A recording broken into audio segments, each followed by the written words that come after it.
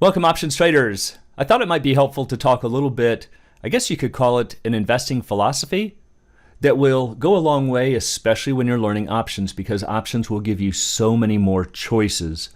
But I call it looking left. And it's really just a way to approach the markets.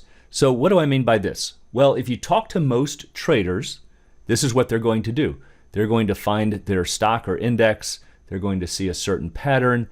We come up to today's date. And what do they say? What do you think is going to happen tomorrow? Or what do you think is going to happen in the future, the next 3 months, the next 6 months? They're looking to the right side of the chart. Well, if you think about it, this is really the wrong question. As I often tell traders, the market doesn't care what you think. This is guessing. And that's not saying that you can't have some element of, here are some expectations in the future, by using some information or economic data, but you don't want to just guess and say, here's what I think, and therefore let me put some money into the market because this is what I think is going to happen. So what should you do instead? Well, instead, trade on things that you know. Now again, this doesn't mean you can know everything that's going to happen. That obviously isn't true either. But what we do have to do is to get everything that we do know into our corner. And I find that traders do exactly the opposite. There's a lot of information that's in front of them, things that they do know, and they completely ignore it. And instead they just focus on, hey, what do you think is going to happen in the future? So for example, what are some things that we know? Well, we know that there is a long-term upward bias. So let's put that in our corner. Let's take a longer-term view rather than trying to buy a weekly option just because we think the stock is going higher. We also know that there are large fluctuations in the market. And if you don't believe that, you haven't been trading long enough. Pick your stock, I don't care what it is. Big blue chip stocks, volatile stocks, tech stocks, they all go through massive fluctuations at some point. Well, rather than trying to predict those, why don't we make it part of our trading plan? In fact, I could then average into positions. If I know that there's large fluctuations and I know that I'm not going to catch the bottoms and tops, then I'm going to be much better off with an average. Let's use that. How can I do that? Well, as I've talked about in many videos, rolling is a perfect way. So as a quick reminder, remember what rolling is. If I start off on this red curve with the $50 call and the stock goes up, I can roll it up to the 55 call in blue. And if the stock continues higher, I can roll it up to this 60 call here in green. And I'm just trying to walk along with that stock and eventually get my profit and loss curve completely above zero. And at that point, I've at least got all of my principal back. I've got a guaranteed gain. But look up here, I still have unlimited profit potential. What else do I know? I also know that buying a call is exactly the same thing as buying a put. Now I know some of you are going, huh? How is that possible? Well, as you get more advanced with options, you're going to find out that a call is a put and a put is a call. They are just two different ways of going about the same thing. I know it sounds odd, sounds impossible, but it's absolutely mathematically true.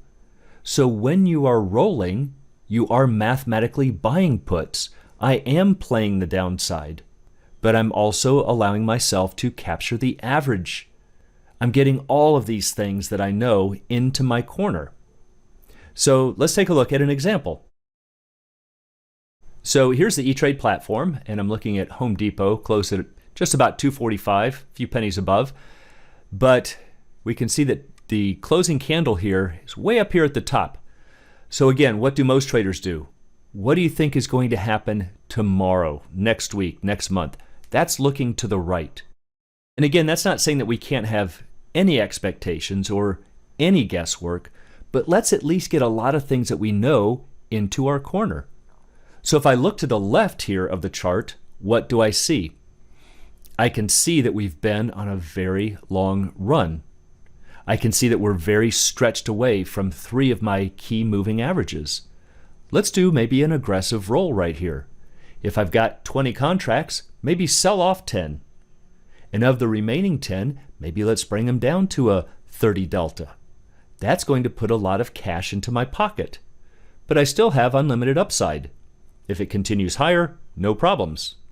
But if it works its way back down towards some of these moving averages here, that's okay too. I'll take that cash that I received up here and I can average into the positions down here. Remember, averaging into the positions is part of my plan. Why? Because I know that that's something that typically happens. We get these large fluctuations. So it doesn't really concern me that the stock pulls back. For me, it's an opportunity to do exactly what I was going to do. Take that cash and average into the positions. Now the fluctuations are playing into my favor. So this is a little bit of an insight why a call is a put and a put is a call. See, it doesn't really matter if I cashed out of my calls and bought puts, and then cashed out of my puts down here and converted it to cash. Instead, I'm rolling and catching the cash up here at the top. If we do get the pullback, I just have the cash at the bottom. So it's just a different way of timing those cash flows, but it's also a question of what deltas I want. So if I'm still bullish, let's stay in the calls, but let's also put some cash in our corner so that if we get the pullback, which it looks like we might by looking left, I can use that to my advantage. What else do I know by looking left? I know that we typically get aggressive moves off of the 100 and 200-day moving averages. Take a look back here. The 100-day moving average here is orange. Bounce right off the 100, aggressive moves. Bounce off the 100, aggressive moves. Look at this. If we crack the 100, we know we go to the next one, typically. That's the 200. Bounce off the 200, aggressive move. So if this were today's date back in here and I was looking left, I could see that we had an aggressive downturn through here. I would know to take some of my cash, wait for a 2-candle bounce. But because I'm looking left, what else do I know? If we're expecting an aggressive move through here, let's get some gamma. Maybe I could pick up those contracts but bring them more towards at the money.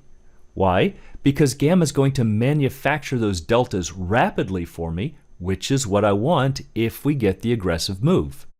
But notice that I'm making my decisions based on what's happened. I'm looking this way on the chart to get as much information as I can and to get as many pieces of that information into my corner first before I do any guesswork as to what might happen to the right. So think about that the next time you're setting up your trades. Look left, get as much information as you can. Because if you're only looking to the right, you're guessing. And if that's your sole basis for investing, you're going to be left guessing where your money went.